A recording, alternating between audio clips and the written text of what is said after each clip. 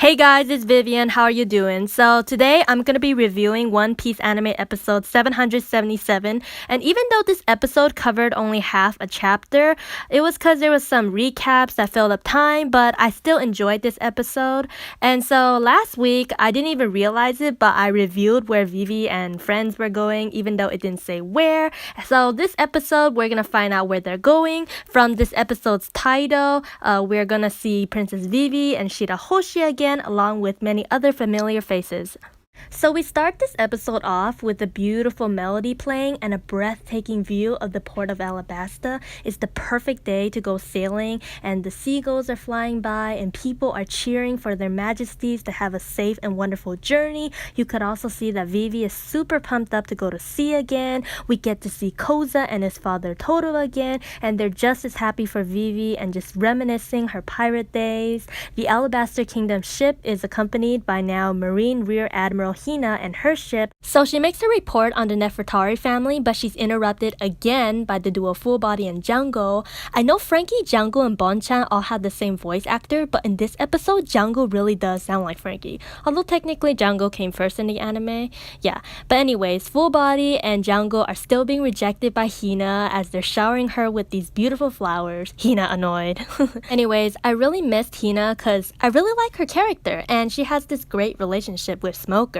And Igram is there being extra worried again about Vivi's safety as he constantly nags at her to come down from the top. But he shouldn't worry because she used to be Miss Wednesday. At the age of 14, she spent 2 years secretly being a spy at Barako Works.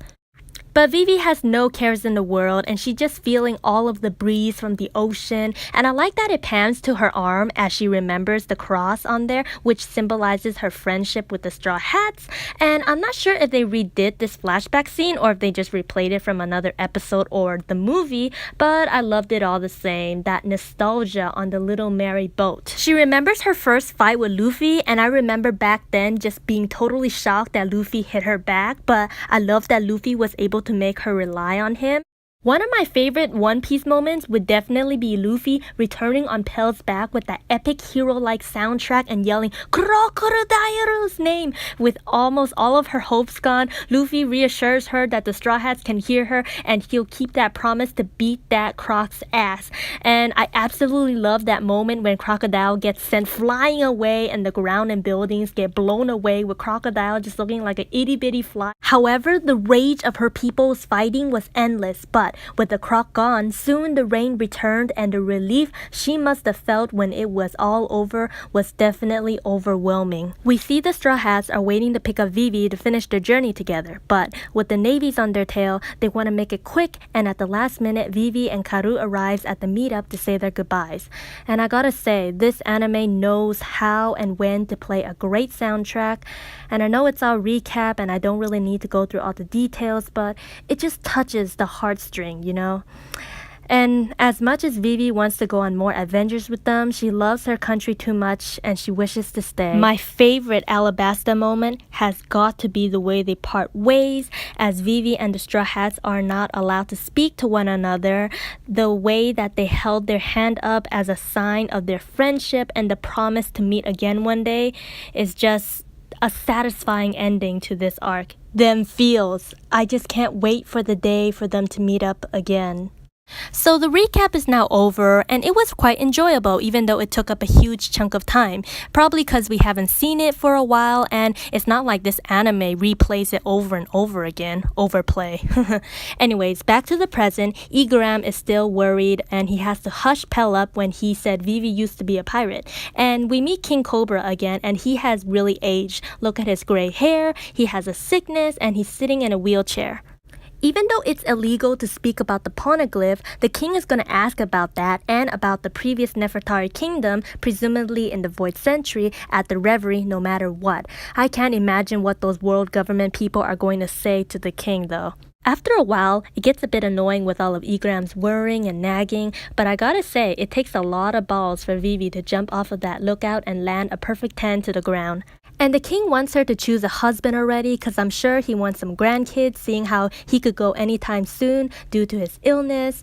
But Vivi doesn't fall for that because she's too free-spirited and young to get married. Although if she does, I should really ship her with Koza. No one else. Back in Logtown, we are introduced to a king who is staying in a very high-class and luxurious hotel on his journey to the Reverie with his wife, who is revealed to be Queen Stelly of Goa Kingdom. If you remember Goa Kingdom, that's the place in the East Blue where Sabo is born, and his adoptive brother Stelly is revealed to be the king.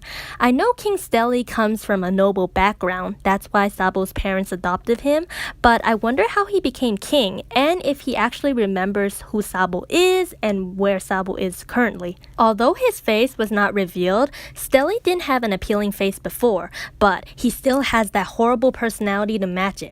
So more is explained about the Reverie, like that it happens every 4 years and 50 different countries come together to the Holy Land Mary Jose to discuss ongoing affairs around the world, and they form a plan for the upcoming years. So many new faces are seen. Most memorial one for me is the guy who has a Hitler-like mustache, but we also see and hear of familiar faces and names like Don Chin Zhao and Sai, and then we return under the sea where Princess Shirahoshi refuses to go upshore unless Luffy takes her.